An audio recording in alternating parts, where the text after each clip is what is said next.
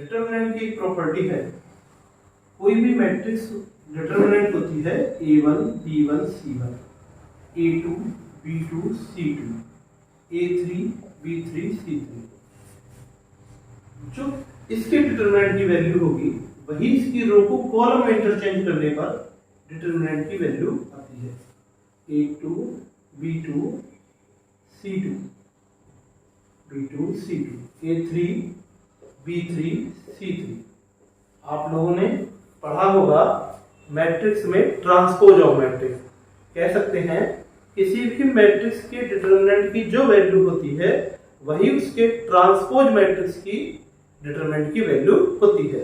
ये बेटा हमारी जो मैट्रिक्स, अगर इसको हम मैट्रिक्स बनाएं तो इसके मैट्रिक्स का ट्रांसपोज ये मैट्रिक्स होगी और दोनों के डिटरमिनेंट आपस में इक्वल आएंगे। छोटा सा एग्जांपल लेते हैं, बताते हैं, देखते हैं। हमारा एग्जांपल है 1 2 3 1 0 1 2 1 0।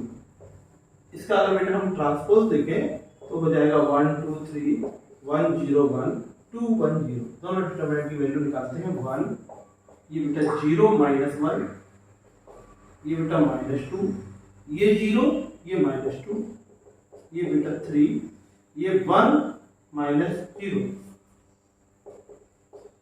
तो 1 × -1 -1, -2 × -2 -4, 3 1 जा 3, -5 + 3 -2। इसकी वैल्यू निकालते हैं 1 0 -1 -1 0 -3 + 2 2 -0। तो बेटा इसकी वैल्यू आएगी -1 + 3 4 4 3 1 जा 3 -2 -2 प्लस का 4 3 7 और 1 6। Okay, thank you. देखिए दोनों ट्रांसपोज की वैल्यू इक्वल है। कोई भी डिटरमिनेंट होता है A1 B1 C1, A2 B2 C2, A3 B3 और C3। अगर हम रो इंटरचेंज कर दें, रो को इंटरचेंज कर दें, इससे इस डिटरमिनेंट की वैल्यू है K। अगर हम रो को इंटरचेंज करेंगे तो बेटा कैसे करेंगे, ये जो सेकंड रो है इसको फर्स्ट बना दें और फर्स्ट रो को सेकंड बना दें, है? तो बेटा क्या हो जाएगा A2 B2 C2, A1 B1 C1 और A3 B3 C3। हो गया ना? इसकी वैल्यू भी बेटा K ही रहती है।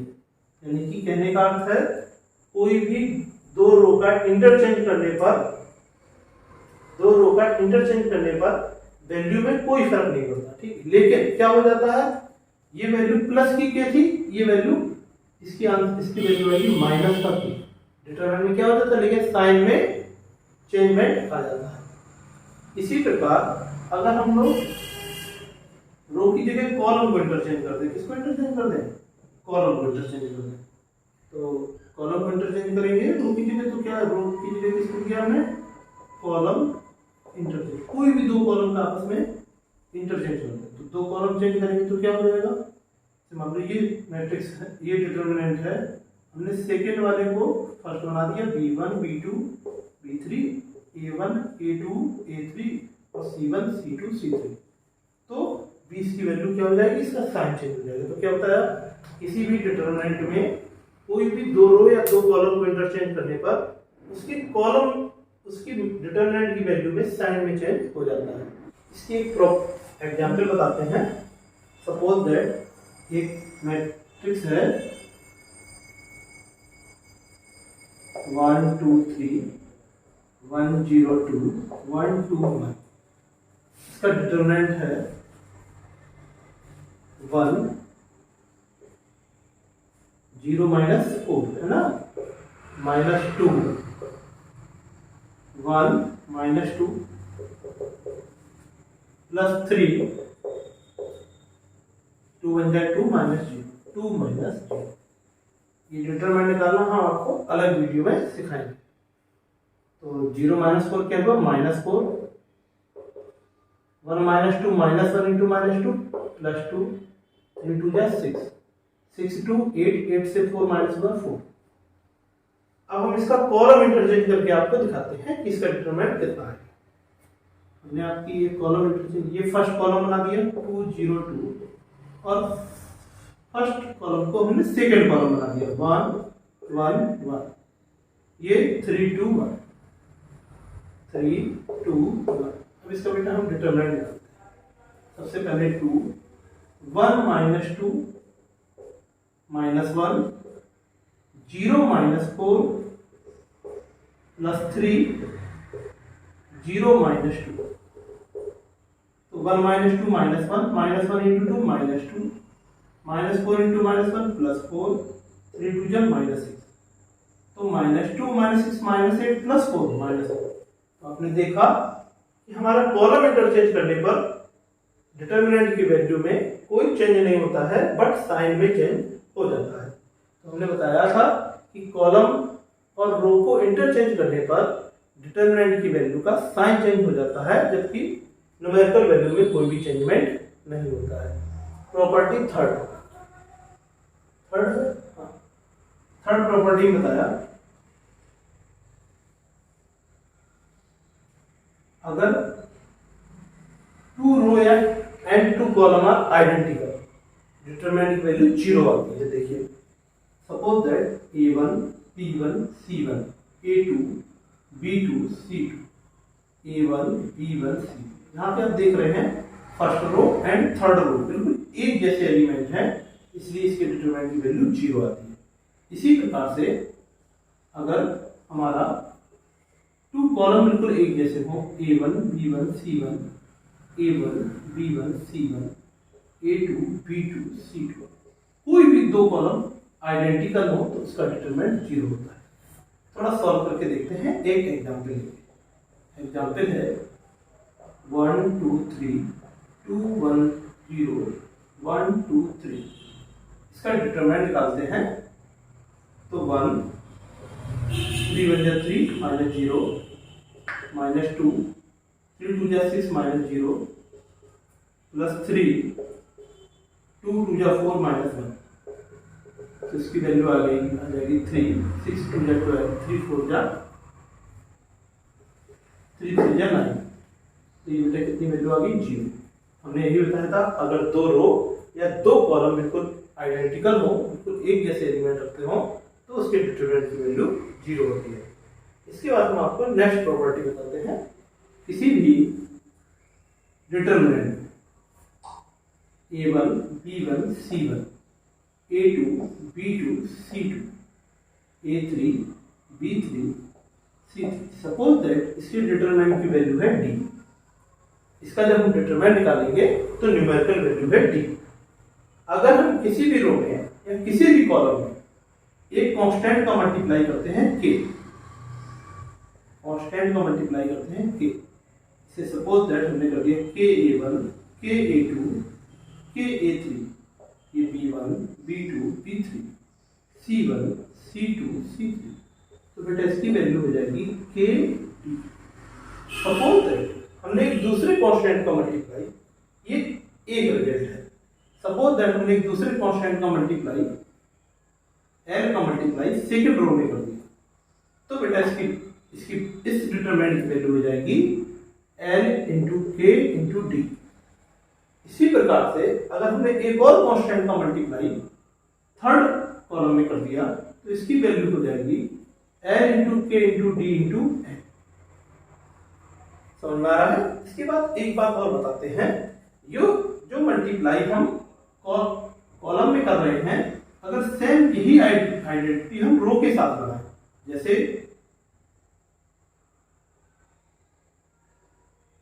अगर हमारी इसकी वैल्यू D है और हमने एक कांस्टेंट K का मल्टीप्लाई फर्स्ट रो में कर दिया, तब भी इसकी वैल्यू आ जाएगी K इंटू D। इसी प्रकार से अगर एक अलग इसकी वैल्यू D आएगी, फिर एक और कांस्टेंट का मल्टीप्लाई L का मल्टीप्लाई हम सेकंड रो में कर देते हैं, तो इसकी वैल्यू हो जाएगी L into K into D।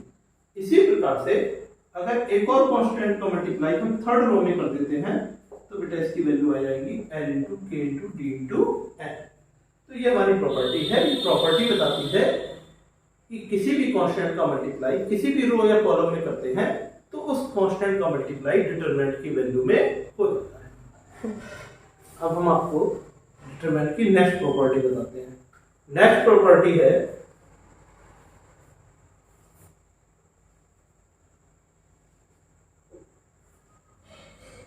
A1 plus K, A2 plus M, A3 plus N, B1, B2, B3, C1, C2, C3।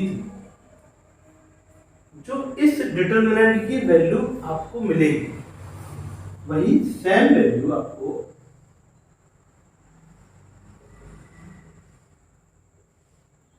A1, B1, C1, A2, B2, C2, A3, B3, C3। इसी प्रकार से K, M, N, B1, B2, B3, C1, C2, C3। कहने का अर्थ है property number 5 बताती है कि जो इस डिटरमिनेंट की वैल्यू आएगी वही सेम वैल्यू इस डिटरमिनेंट की और इस डिटरमिनेंट की आएगी। मैं एक एग्जांपल लेके आप लोगों को बताता हूं। एक एग्जांपल है 5, 8, 7, 2, 3, 5, 3, 4, 3। इसको हम 6, 1 भी लिख सकते हैं। यहां लिखते हैं। इस 5 को बेटा हमने लिखने के लिए जो नंबर यूज किए वो है 2 + 3। इस 8 को लिखने के लिए जो हमने यूज किए नंबर वो है 5 + 3। सपोज दैट 7 को लिखने के लिए जो यूज कर रहे हैं वो 6 और 1। देखते हैं बेटा इसकी अब इस हिसाब से लिखेंगे तो 2, 2, 3, 2, 2, 3, 5, 5, 3, 6, 6, 1 प्लस 3, 2, 3, 3, 5, 3 एंड 1, 6, 1। एक प्रॉपर्टी हम आपको पहले ही बता चुके हैं, यदि दो रो एक जैसी होती हैं तो उसका डिटरमिनेंट 0 होता है। इसी हिसाब से इसमें भी 2 रो बिल्कुल एक जैसी हैं तो इसका भी डिटरमिनेंट 0 होगा। इसका डिटरमिनेंट हम निकालते हैं। ये 5 लिखा है, 5 1 जा 5, 6 3 जा 18, ये माइनस का 8, 2 1 जा 2, 6 3 जा 18, ये बेटा 7 लिखा है, 2 3 जा 6, 5 3 जा 15, 15 से 18 जाएगा -13, -13 into 5 -65, 2 - 18 16 हुआ और 16 एट होता है 108, 6 - 15 -9 -63। इसकी वैल्यू बेटा 0 आ गई। तो आपने देखा इस डिटरमिनेंट की वैल्यू भी 0 है और इन दोनों का सम भी 0 है। तो हमने जाना कि इस प्रकार की मैट्रिक्स को निकालने के लिए हम उसको दो सम के रूप में बांट के अलग अलग डिटरमिनेंट निकाल के शॉर्टकट तरीके से प्रॉपर्टी का यूज करके डिटरमिनेंट निकाल सकते हैं। देखिए एक प्रॉपर्टी आपको बताते हैं, ये सबसे लास्ट और 6 नंबर की प्रॉपर्टी है। इसका डिटरमिनेंट निकालने के लिए हमने इसके अंदर लगाया R1 = R1। सपोज दैट इसके डिटरमिनेंट की वैल्यू है लैम्डा, R1 + K R2। इसमें जब R1 + K R2 लगाएंगे तो इसका मतलब है A1, ये R1 है, ये R2 है, A1 + K A2, A1 + K A2। क्योंकि R1 टेस्ट 2 है इसलिए R1 के प्लेस पे ये आएगा, B1 + K B2, C1 + K C2, A2 B2 C2, A3 B3 C3। ये प्रॉपर्टी बताती है जो इसका डिटरमिनेंट आया है वही सेम इसका डिटरमिनेंट आएगा। इसका भी डिटरमिनेंट कितना आएगा? डेल्टा। इसको हम एक एग्जांपल के थ्रू समझते हैं। फिर से समझिए, ये एक डिटरमिनेंट है, इसकी डिटरमिनेंट की वैल्यू है डेल्टा। अगर हम इसमें एक प्रॉपर्टी लगाते हैं, एक यूज करते हैं एक्सटेंशन का A1 R1 equal to R1 plus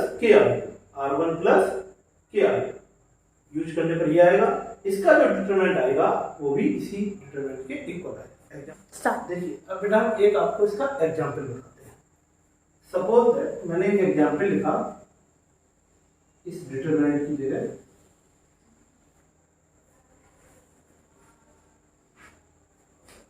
2 1 3 1 2 0 5 4 6।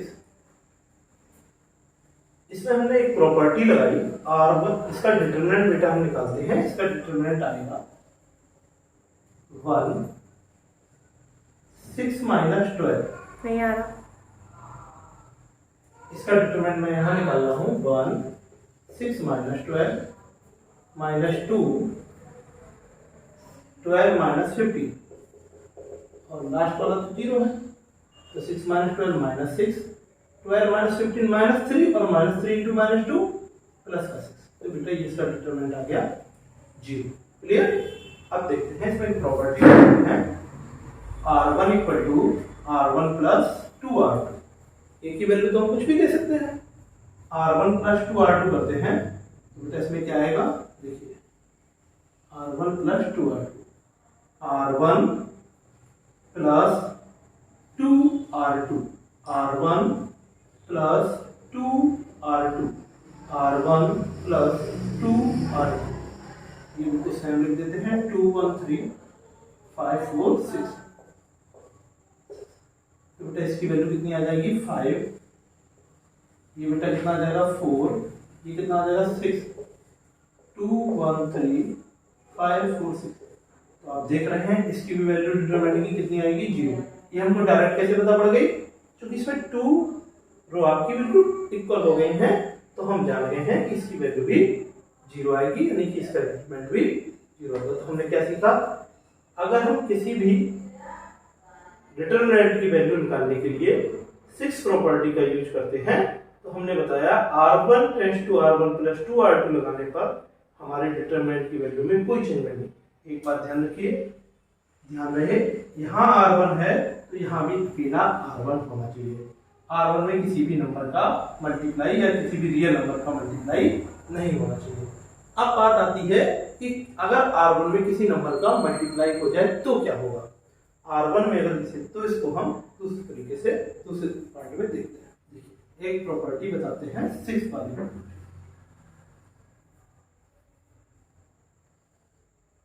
Property है A1 B1 C1 A2 B2 C2 A3 B3 C। इसकी डिटरमिनेंट की वैल्यू है डेल्टा। इसमें अगर हम एक एक्सटेंशन लगाते हैं R1 tends to 2KR1 plus R2, KR1 plus R2। पहले हमने जो प्रॉपर्टी बताई थी तो उसमें यहाँ पे भी R1 था और यहाँ पे भी हमने R1 ही लिया था। R1 में किसी भी वेरिएबल का मल्टीप्लाई, रियल नंबर का मल्टीप्लाई नहीं किया। तो इसके एक्सटेंशन लगाने पर यहाँ पे जो बनेगा वो क्या बनेगा, KR1 plus R2, KR1 plus R2, KR1 plus R2, A2 B2 C2 A3 B3 C3। इसकी जो वैल्यू आएगी वो बेटा आएगी K डेल्टा। तो हमने बताया कि R1 equal to KR1 plus R2 करने पर, चूंकि जिसकी वैल्यू हम रख रहे हैं यहाँ पे R1 में ही हमने K का मल्टीप्लाई किया है, इसलिए इसकी वैल्यू क्या हो जाएगी K इंटू डेल्टा। तो मेरे पूरी प्रॉपर्टी में एक बार फिर से बताता हूँ कि अगर किसी भी डिटरमिनेंट निकालने में, किसी भी मैट्रिक्स का डिटरमिनेंट निकालने में हम इस प्रकार का एक्सपेंशन लगाते हैं R1 tends to KR1 plus R2, तो आपको बता दें कि हमारे डिटरमिनेंट की वैल्यू में के का मल्टीप्लाई हो जाता है। एक एग्जाम्पल के थ्रू हम इसको समझते हैं।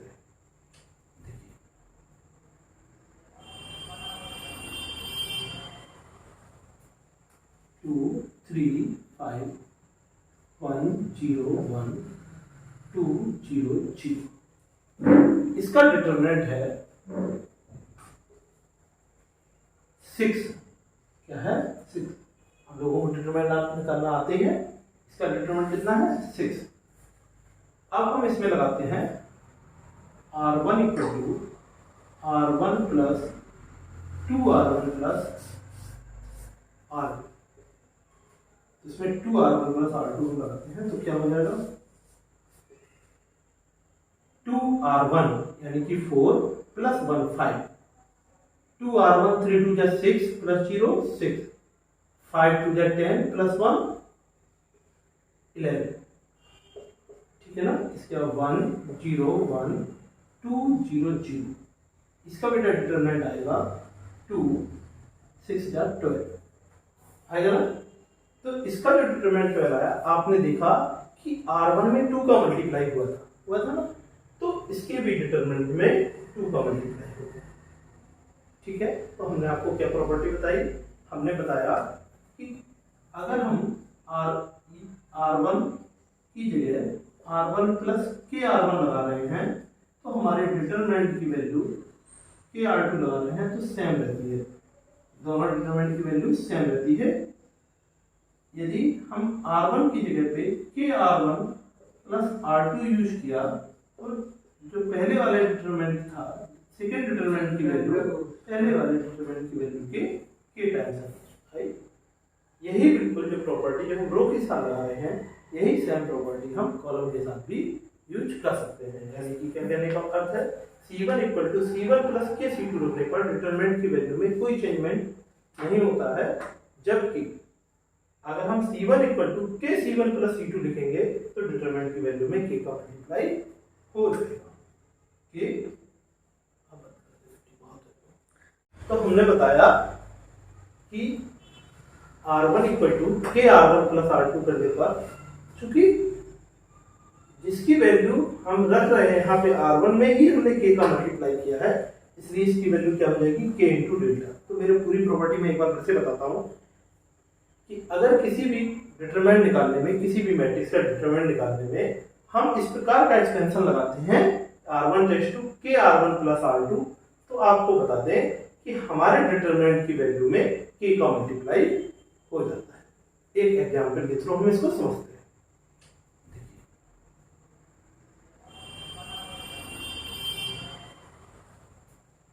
2 3 5 1 0 1 2 0 0। इसका डिटरमिनेंट है